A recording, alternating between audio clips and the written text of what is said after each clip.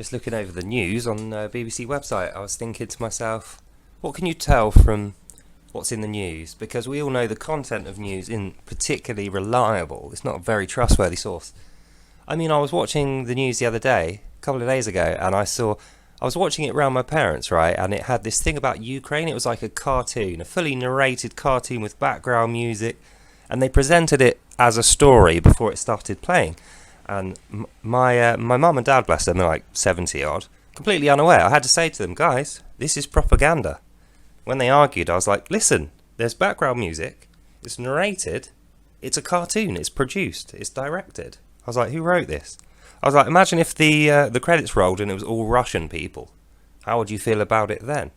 So it's propaganda. But they didn't realise. So I thought, let's have a look through the news and just assume everything's propaganda. Then have another look through it and assume everything's true. And by contrasting the two positions, we might be able to abstract out what the fuck is going on. Maybe. So, the home is just... this is like a Twitter feed of news, so we always ignore that. First thing they want me to look at is cost of living. When is the budget? I don't care. I'm 42. I've never cared about what's in the budget or when it's come up. It's just never been relevant to me. I know what it means. It means I'm going to have less money.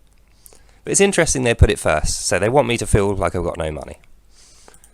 War in Ukraine is the second tab. Why Russia's energy war strategy isn't working. I don't think it's worth going into that, but I mean, it's interesting how the first thing they say is cost of living. You're poor, so you can't afford energy. And then the next thing they say is it's Russia's fault, energy is going to cost more. That's effectively what I'm seeing when I look at that. And that's because Russia is like, I suppose they're like the gas supply. They're Europe's and the UK's main gas supply. I don't know about the rest of the world, but everything that uses gas, a lot of it comes from Russia. So if they want to put the price up for everybody else, there's nothing we can do about it. We don't have a lot of natural gas to use. So, I mean, our thing was coal. We've used most of it now, and the rest of it's been made illegal. So without a nuclear power station, we're stuck relying on gas and petrol, which is a bit of a nightmare, as you can imagine. So yeah, they want me to feel poor, and they want me to worry about energy going up, because I'm poor, remember. And then if that wasn't enough, make sure you get your COVID jabs that are coming in the spring if you're over 75. I'm not, thank God.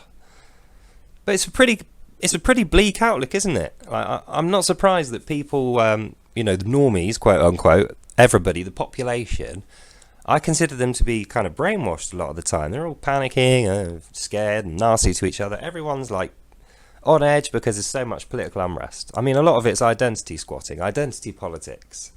It's like the Brexit thing. Any sort of divisive politic turns people against each other. So I think that's what's happening, and this isn't going to help, is it?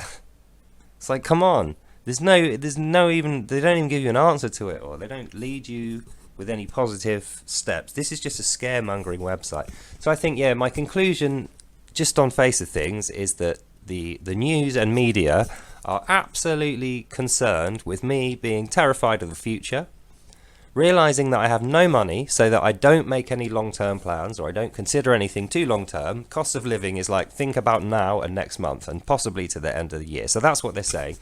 BBC News, the first thing they want me to do is don't make any long-term plans, which is kind of worrying. The second thing they want me to do is not like Russia, because they're at war with Ukraine, who are friendly with us. I mean, that's a whole kettle of fish on its own. I'm not even sure that I buy that. I really don't think I buy that Ukraine and Russia are in a proper war. For a start, Russia would just roll over Ukraine immediately, and their allies, and there'd be a huge war with Europe. It's the front line, isn't it, between Europe and Russia? Ukraine. That's why there's all that trouble there. So yeah, everyone knows about the coronavirus. I won't go into that, but I think that's it. I think that the thing you can take from this is, if you're going to read the news, which you should, because everyone talks about it, don't panic. It's kind of obvious now that I've said that, but don't take any of it to heart, because a lot of it's just trumped up, made up news, or fake news, or embellished at the best of times, and it's just there to make you worry.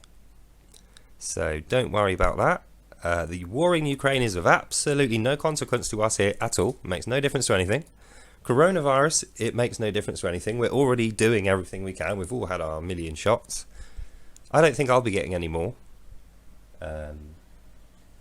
But there you go. So yeah, try to keep your chin up. Don't be affected by this. If any of your friends or family are being affected by it and they're acting weird or they've fallen out with you, the worst thing you can do is bite back, get angry, call them names. Just back off completely silently. Let them have their little brainwash tantrum. Remember, they're not doing it on purpose. They're brainwashed. And yeah, just make sure you don't join them. Don't interact with them. So yeah, keep an eye on the news. Stay safe, if you like. And I'll see you in the next one. Bye.